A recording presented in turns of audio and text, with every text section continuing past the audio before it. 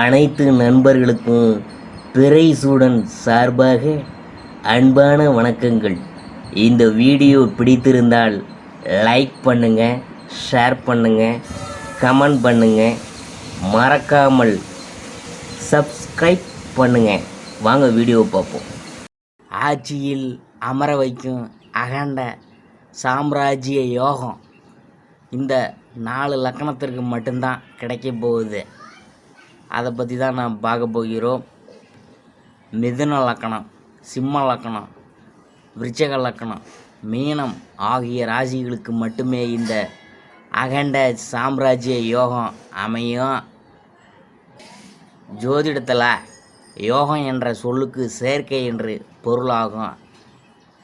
பெரும் பொருள், பெரும் நிலம், பெரும் அதிகாரம், பெரும் புகழை தரக்கூடியதாக அகண்ட சாம்ராஜ்ய யோகம் இருக்குது. மன்னருக்கு ஒப்பான மரியாதையுடன் வாழும் தன்மையும், தான் சார்ந்த துறையில் உச்சம் பெறுவதையும், சொல்வாக்கால் செல்வாக்கை பெறுவது உள்ளிட்ட நன்மைகளை அகண்ட சாம்ராஜ்ய யோகம் ஏற்படுத்துது.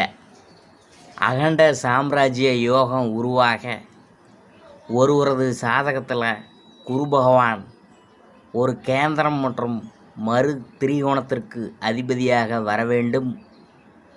குரு 10ஆம் வீட்டுக்கு அதிபதியாகவோ அல்லது 5ஆம் வீட்டுக்கு அதிபதியாகவோ வந்தால்தான் இந்த அகண்ட சாம்ராஜ்ய யோகம் உண்டாகும். இந்த யோகத்தில் குரு பகவான் நல்ல பலன்களை தர குரு பகவான் லக்கண கேந்திரத்தில் அமைய பெற்று இருக்க வேணும். அதாவது மிதுன லக்கணத்திற்கு மிதுனம், கன்னி, தனுசு, மீனம் ஆகிய இடங்களை ஏதாவது ஒரு இடத்தில் குரு பகவான் இருக்க வேண்டும். சிம்ம லக்கணத்திற்கு சிம்மம், விருச்சிகம், கும்பம், ரிஷபம் ஆகிய இடங்களில் ஏதாவது ஒரு இடத்தில் குரு பகவான் இருக்க வேணும். விருச்சிக லக்கணத்திற்கு விருச்சிகம், கும்பம், சிம்மம் ஆகிய ராசிகளில் ஏதாவது ஒரு இடத்தில் குரு பகவான் இருக்க வேண்டும். மீன லக்கணத்திற்கு மீனம், மிதுனம், கன்னி, தனுசு ராசிகளில் ஏதாவது ஒரு இடத்தில் குரு பகவான் இருக்கணும்.